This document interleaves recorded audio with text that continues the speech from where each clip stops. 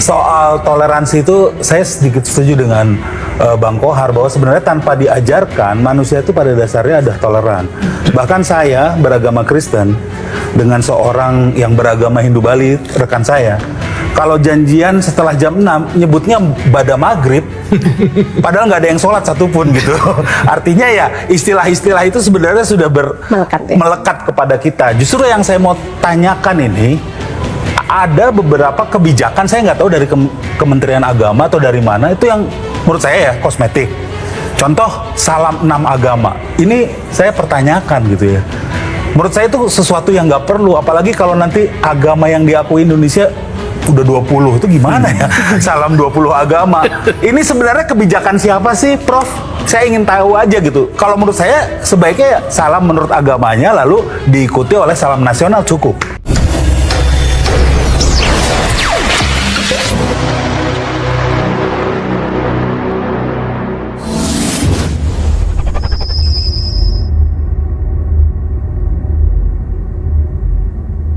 Bismillahirrahmanirrahim. Assalamualaikum warahmatullahi wabarakatuh. Sahabat yuk ngaji yuk yang dirahmati Allah SWT. Kembali lagi kita di channel kita. Kita akan angkat sebuah berita di portal islam.id dengan judul "Orang Kristen saja nggak setuju salam lintas agama. Coba kalau agama yang diakui ada 20, di mana tuh salamnya?" Kan ambiar. Catatan Arsyad Syahrial. Coba perhatikan pernyataan komika Semi Notas Limboy di video terlampir ini. Dia itu Kristen dan ia tak setuju dengan salam lintas agama. Logikanya sederhana. Kalau di negeri ini agama yang diakui oleh negara ada 6, lantas semuanya harus diakomodasi dalam ucapan, maka bagaimana kalau nanti berkembang jadi 20 agama yang diakui? Kan ambiar.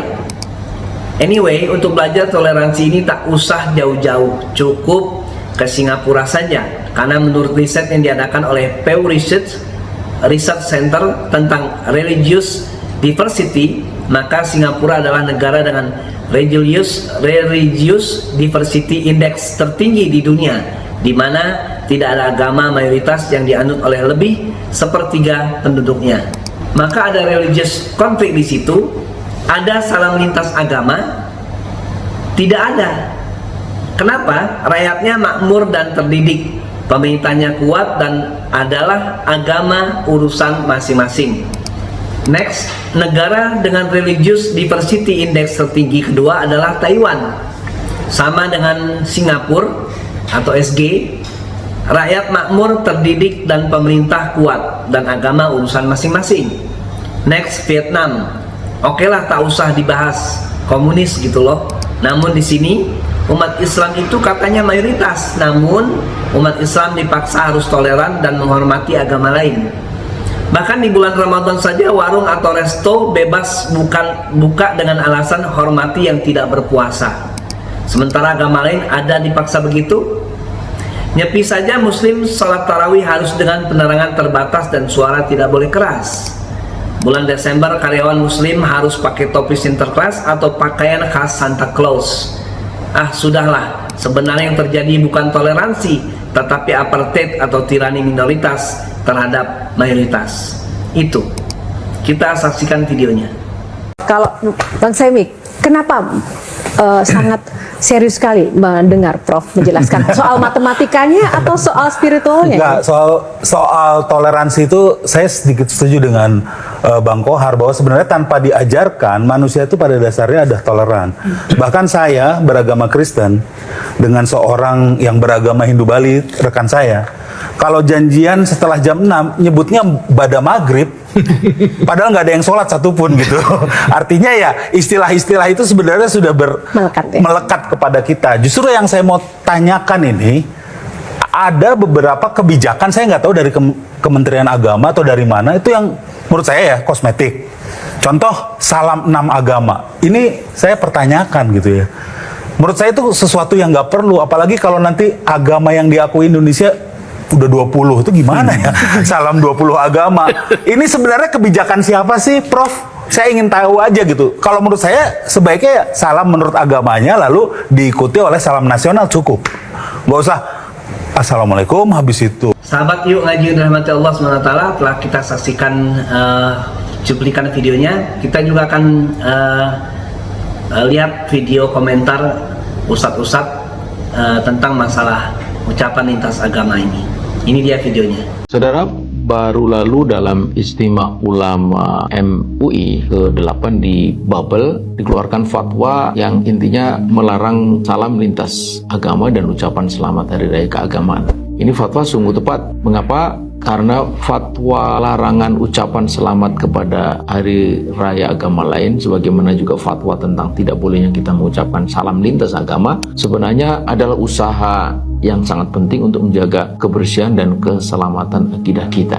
Dan satu hal yang penting untuk kita pahami adalah bahwa perayaan agama lain itu bukan sekedar perayaan biasa, tetapi di dalamnya terkandung satu keyakinan. Kita ambil contoh misalnya Natal. Natal itu tidak bisa dilepaskan dari keyakinan bahwa hari itu lahir Yesus yang dikatakan sebagai anak Tuhan. Ini jelas sekali disebut di dalam pernyataan resmi, pernyataan bersama antara PGI dan KWI. Ya, PGI Persatuan Gereja Indonesia dan KWI Konferensi Wali Gereja Indonesia. Anda boleh cek di website resmi mereka yang di dalamnya atau di situ dikatakan bahwa hari ini kita bergembira atas kelahiran Yesus, anak Allah. Nah, saudara, keyakinan bahwa Tuhan punya anak jelas bertentangan dengan akidah Islam. Karena dalam akidah Islam, seperti disebut di dalam Al-Quran surah Al-Ikhlas, itu Allahu Ahad, Allahu Somad, lam yalid walam yulad. Ya, tidak beranak dan tidak diperanakkan. Nah, Allah kita itu satu, tidak beranak dan tidak diperanakkan. Lagi pula, saudara, kalau kita membaca Kamus Besar Bahasa Indonesia, nah di situ dijelaskan bahwa salah satu pengertian ucapan selamat itu maknanya adalah pengharapan untuk adanya kebaikan kepada orang yang kita beri selamat. Nah, pertanyaan mendasarnya adalah apakah betul kita ini mengharapkan kebaikan kepada sesuatu yang jelas-jelas bertentangan dengan akidah kita, akidah Islam kita. Bahkan Allah sendiri sangat murka terhadap pernyataan itu sebagaimana tersebut dalam Al-Quran. Takadus samawatu yatafattarna minhu wa tansaqul ardu wa takhirul jibalu hadda. Langit pecah, bumi terbelah, gunung runtuh, anda'ulir rahmani walada. Oleh karena klaim mereka bahwa Ar-Rahman, Allah itu punya anak. Jadi jelas sekali lagi bahwa fatwa itu sangat penting karena fatwa itu menjaga keselamatan dan kebersihan akidah kita. Ya, sahabat Yuk Ngaji rahmati Allah SWT, semoga tayangan ini bermanfaat dan kita bisa mengambil ilmu di dalamnya. Bagaimana kita yang berada di Indonesia ini mayoritasnya dalam umat Islam, jadi mencukupkan diri kita dengan ucapan Assalamualaikum warahmatullahi wabarakatuh, ya, dan salam nasional yang lainnya. Semoga bermanfaat. Assalamualaikum warahmatullahi wabarakatuh.